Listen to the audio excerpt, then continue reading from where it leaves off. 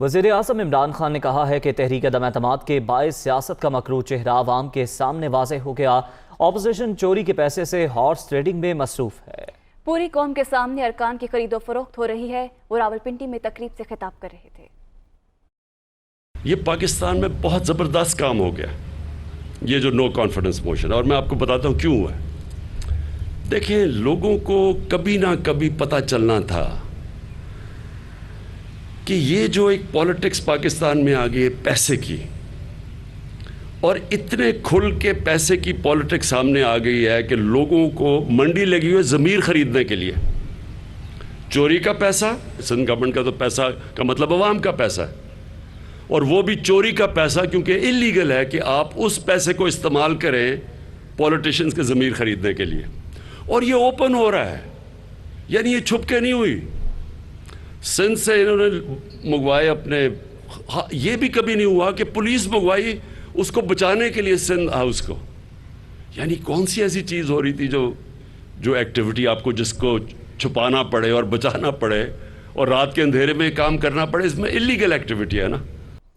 مسلم league نون کی نائب صدر مریم نواز کا کہنا ہے کہ دوسروں کو شو کاز نوٹس جاری کرنے سے پہلے اس شو کاز نوٹس کا جواب دو جو پوری قوم نے آپ کو دے رکھا ہے۔ ٹویٹر پیغام میں انہوں نے کہا کہ عوامی نمائندوں کے سامنے دو راستے ہیں، پہلا یہ کہ عوام کے ساتھ کھڑے ہو جائیں، دوسرا یہ کہ آپ کی ڈوبتی کشتی میں غرق ہو کر رسوائی اور بدنامی کی تاریخ کا حصہ بن جائیں۔ آپ نے پورے پاکستان کو غربت، مہنگائی، بے روزگاری اور بدامنی میں دھکیل کر اپنی جماعت کے کسی رکن کو اس قابل چھوڑا ہے کہ وہ عوام کا سامنا کرے۔ آپ ایک بوجھ ہیں جو اب کوئی بھی نہیں اٹھا سکتا۔ گورنر سندھ عمران اسماعیل کہتے ہیں کہ وزیر اعظم تحریک عدم اعتماد میں ترپ کا پتہ استعمال کر کے سرخرو ہوں گے۔ بلاول بھٹو نے OIC کے خلاف بیان دیا، اس کی مذمت کرتے ہیں۔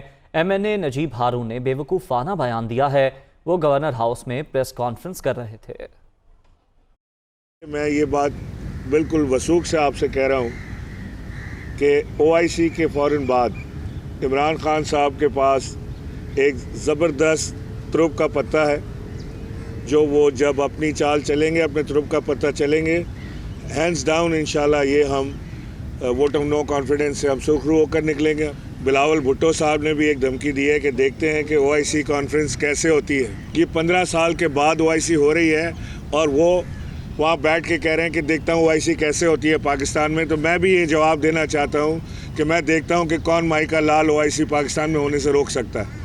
میں نجیب ہارون صاحب کا کیا بولوں، مطلب ایک بے وقوفانہ ان کی بیان ہے، اس کے اوپر میں کیا کمنٹ کروں۔ حکومت کا روٹھوں کو منانے کا مشن جاری ہے۔ وفاقی وزیر پرویز خٹک نے ترین گروپ کے رہنما اون چودھری سے رابطہ کر کے معاملات سلجھانے پر بات چیت کی۔ ترین گروپ کے اون چودھری کی جانب سے رابطے کی تصدیق کرتے ہوئے کہا گیا ہے کہ گزشتہ رات پرویز خٹک نے رابطہ کیا۔ انہوں نے ترین گروپ کو فوری طور پر انتہائی قدم نہ اٹھانے کی درخواست کی۔ پرویز خٹک نے کہا ہے کہ اہم فیصلے کرنے میں جلدی مت کریں، جلد اہم پیش رفت سے آگاہ کریں گے۔ دوسری طرف اون چودھری سے وفاقی وزیر فواد چودھری کا بھی ٹیلی فونک رابطہ ہوا۔ وزیر اعلیٰ پنجاب سے ارکان اسمبلی کی ملاقاتیں۔ سردار عثمان بزدار کہتے ہیں کہ ملک میں انارکی اور انتشار پیدا کرنے والے شرمندہ ہوں گے۔ وزیر اعظم کی قیادت میں ہر مافیا کا ڈٹ کر مقابلہ کرتے رہیں گے۔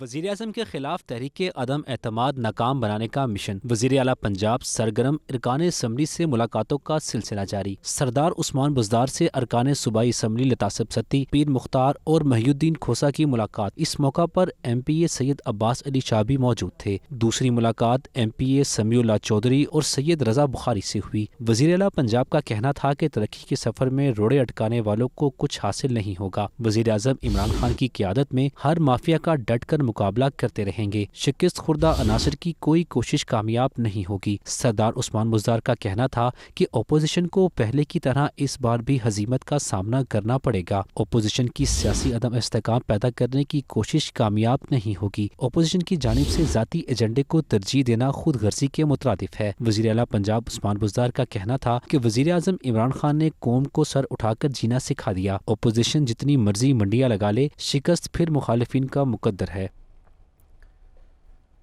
اہم خبر شامل کریں۔ وزیر اعظم کے سیکریٹری اعظم خان کی بطور ایگزیکٹو ڈائریکٹر ورلڈ بینک تقرری۔ اعظم خان کی تقرری کا نوٹیفیکیشن 21 فروری کو جاری کیا گیا۔ ورلڈ بینک کے ایگزیکٹو ڈائریکٹر نوید کامران کی مدت ملازمت 30 اکتوبر کو ختم ہو رہی ہے۔ اعظم خان کی بطور ایگزیکٹو ڈائریکٹر ورلڈ بینک تقرری 4 سال کے لیے کی گئی۔ تو وزیر اعظم کے سیکریٹری اعظم خان کی بطور ایگزیکٹو ڈائریکٹر ورلڈ بینک تقرری اعظم خان کی تقرری کا نوٹیفیکیشن 21 فروری کو جاری کیا گیا، جبکہ ورلڈ بینک کے ایگزیکٹو ڈائریکٹر نوید کامران کی مدت ملازمت 30 اکتوبر کو ختم ہو رہی ہے۔